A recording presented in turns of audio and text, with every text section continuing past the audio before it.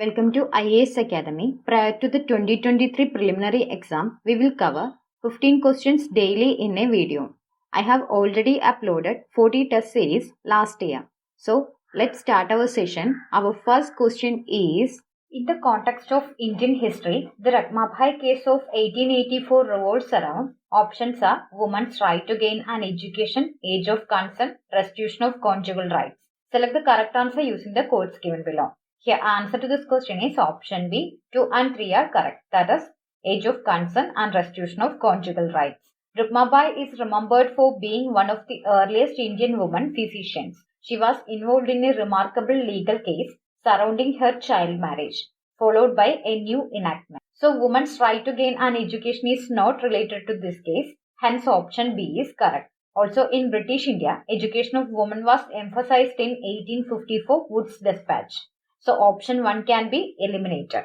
So, Rukmabai case is related to age of consent and restitution of conjugal rights. Hence, the answer is option B. 2 and 3 are correct. Question number 2. Indigo cultivation in India declined by the beginning of 20th century because of options are peasant resistance to the oppressive conduct of planters, its unprofitability in the world market because of new inventions, national leaders' opposition to the cultivation of indigo, government control over the planters. Here, answer to this question is option B. Its unprofitability in the world market because of new inventions. Indigo was often referred to as blue gold because of its high value as a trading commodity. The demand for indigo increased considerably during the industrialization in Britain. But in 1897, German company BASF, now it's a multinational chemical company, started the production of synthetic indigo. Soon, many companies came up with their improved version of chemical colors, and this led to the fall of indigo cultivation in India. Many farmers in India were left with tons of indigo, along with the debt, and no one was willing to buy it. Hence, indigo cultivation in India declined by the beginning of 20th century because of its unprofitability in the world market because of new inventions. So, the answer to this question is option B. Question number 3. Wellesley established the Fort William College at Calcutta because of options are he was asked by the board of directors at London to do so. He wanted to revive interest in Oriental learning in India. He wanted to provide William Carey and his associate with employment. He wanted to train British civilians for administrative purposes in India. The answer to this question is option D. Lord Richard Wellesley established the Fort William College at Calcutta to train civil and military officials of East India Company. British officials were taught Indian languages and culture of people of India for better administrative over them. So, her answer to this question is option D. Question number 4. According to India's national policy on biofuels, which of the following can be used as raw materials for the production of biofuels? Options are cassava, damaged wheat grains, groundnut seeds, horse gram, rotten potatoes, and sugar beet. Select the correct answer using the codes given below. Here, answer to this question is option A. 1, 2, 5, and 6 are correct. That is, cassava, damaged wheat grains, rotten potatoes, sugar beets are correct.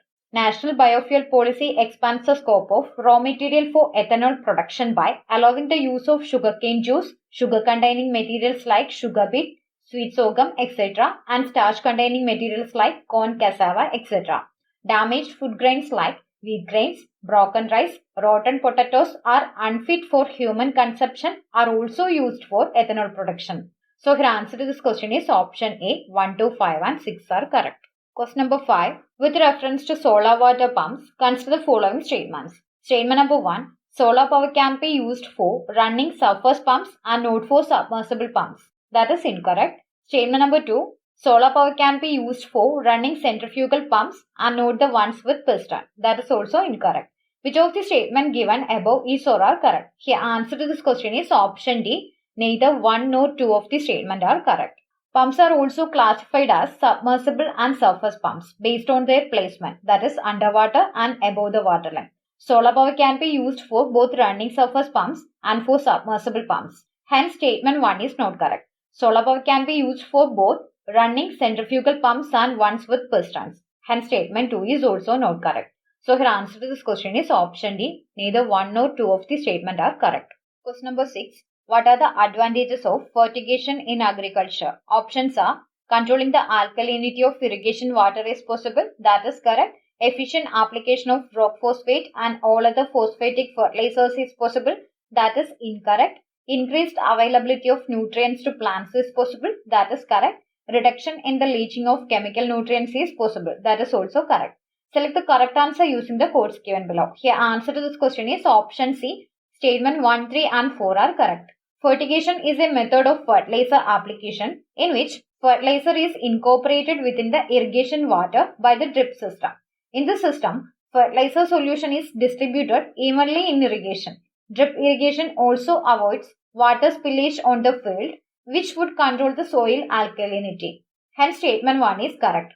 Direct application of rock phosphate as fertilizer is ineffective for uptake by plants due to low solubility. So, not all phosphatic fertilizers are used in fertigation. Hence, statement 2 is incorrect. By this method, fertilizer use efficiency is increased as they are delivered directly to root via the drip, which increases the availability of nutrients to plants. Hence, statement 3 is correct.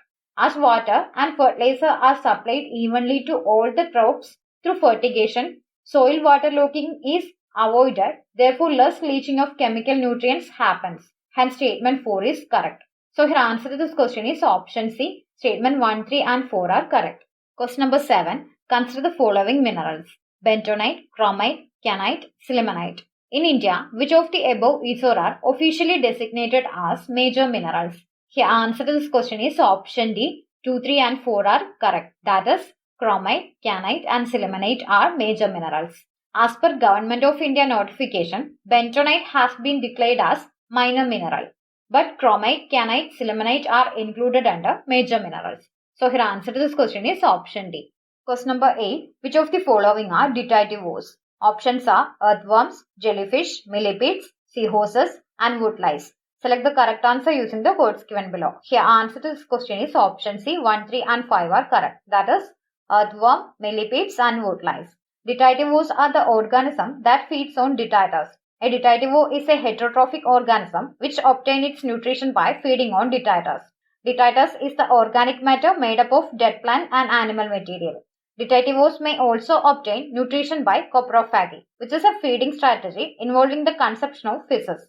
Ditativores are often invertebrate insects such as mites, beetles, butterflies and flies, mollusks such as slugs and snakes, or soil-dwelling earthworms, millipedes and woodlice. So, here answer to this question is option C. 1, 3 and 5 are correct. Question number 9. With reference to India's Desert National Park, which of the following statements are correct? Statements are: it is spread over 2 districts. That is correct. There is no human habitation inside the park. That is incorrect. It is one of the natural habitats of Great Indian Bustard. That is correct.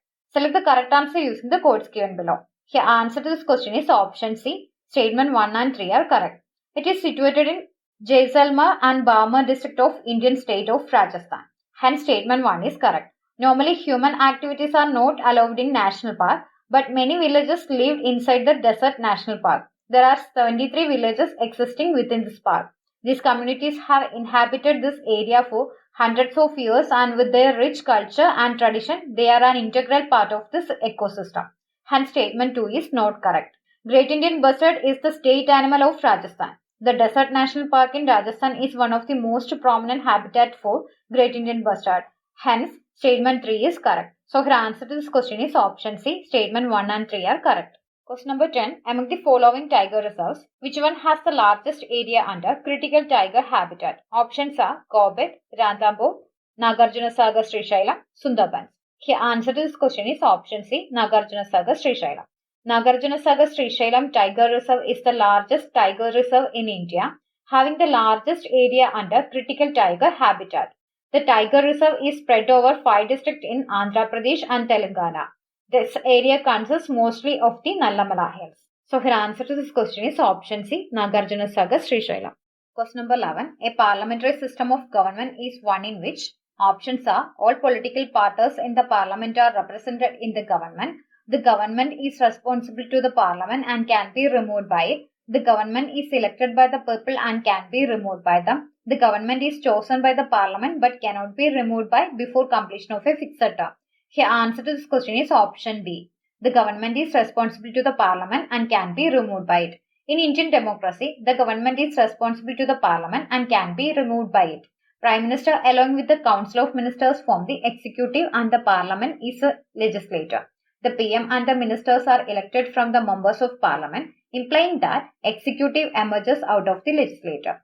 The term of government depends on its majority support in the lower house. If the government does not win a vote of no confidence, the Council of Ministers has to resign.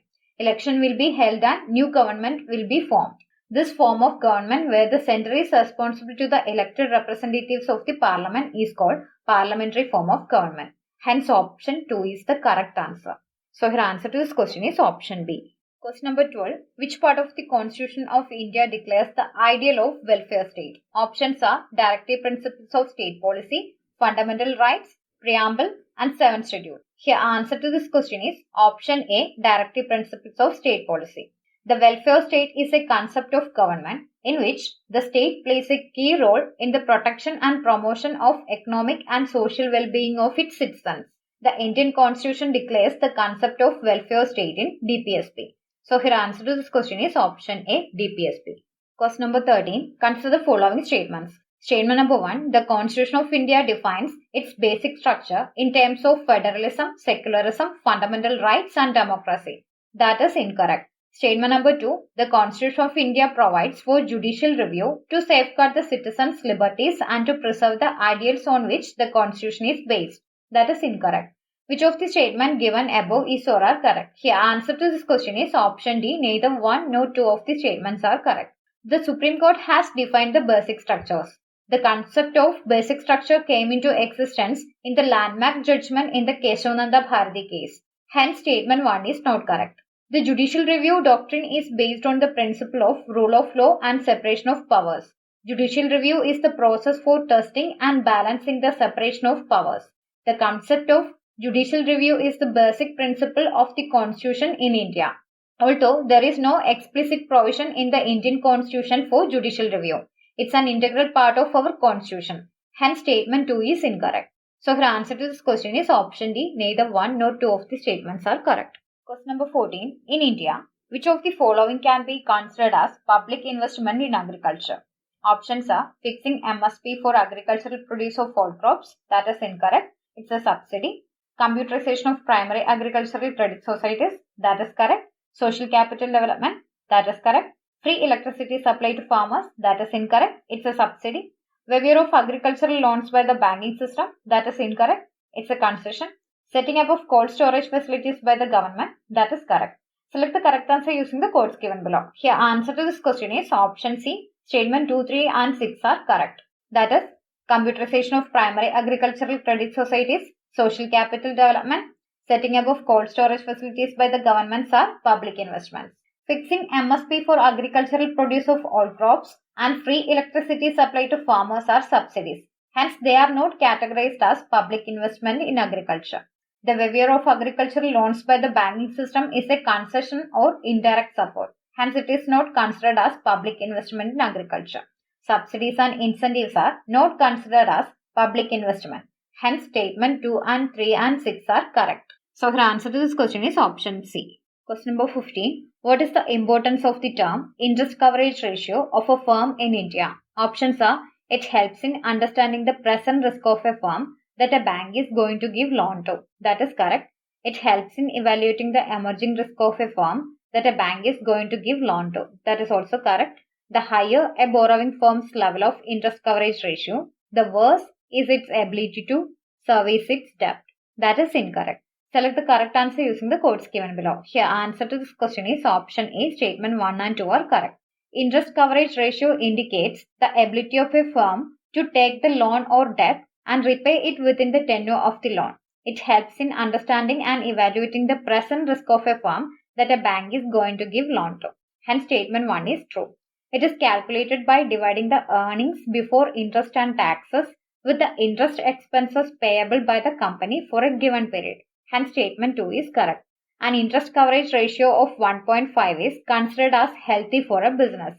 The lower the ratio, the more the company is burdened by debt expense. When a company's interest coverage ratio is only 1.5 or lower, its ability to meet interest expenses may be questionable. Hence, statement 3 is incorrect. So, her answer to this question is option A. Statement 1 and 2 are correct. So, that's all for today. Thank you for watching. We will continue with the next essay tomorrow.